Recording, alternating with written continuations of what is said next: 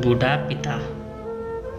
किसी गांव में एक बूढ़ा व्यक्ति अपने बेटे और बहू के साथ रहता था।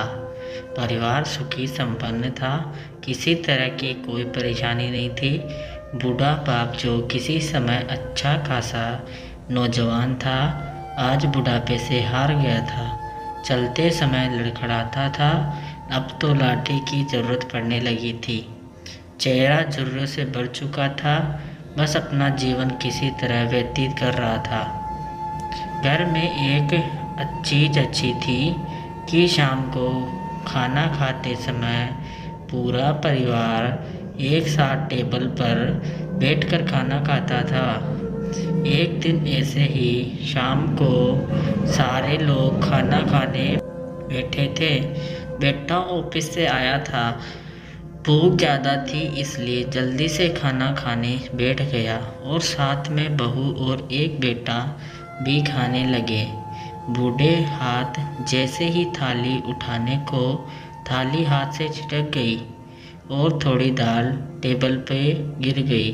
बहू बेटे ने घृणा दृष्टि से पिता की ओर देखा और फिर से अपना खाना खाने लगे।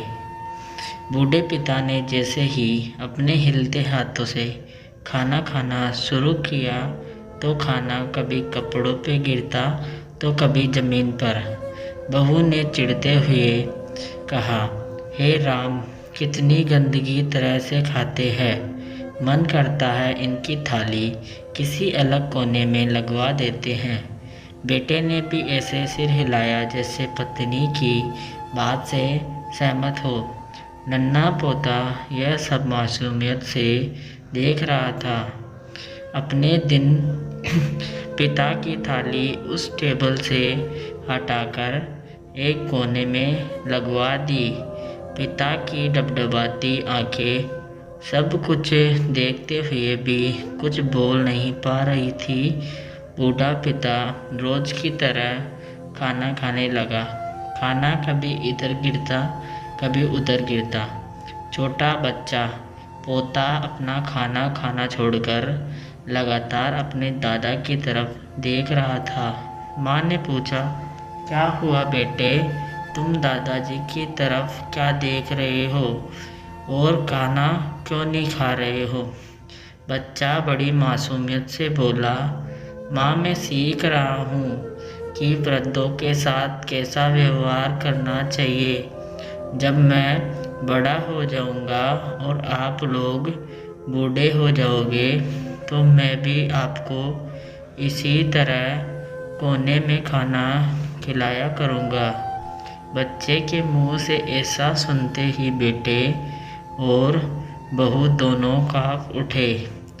शायद बच्चे की बात उनके मन में बैठ गई थी, क्योंकि बच्चे ने मासूमियत के साथ बहुत बड़ा सबक दोनों को दिया था।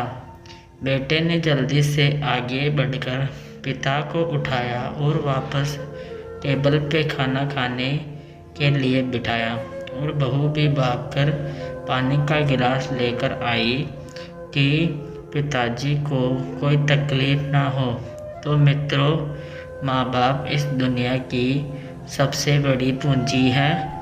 आप कितनी भी इज्जत कमा ले या कितना भी धन इकट्ठा कर ले, लेकिन माँ बाप से बड़ा धन इस दुनिया में कोई नहीं है।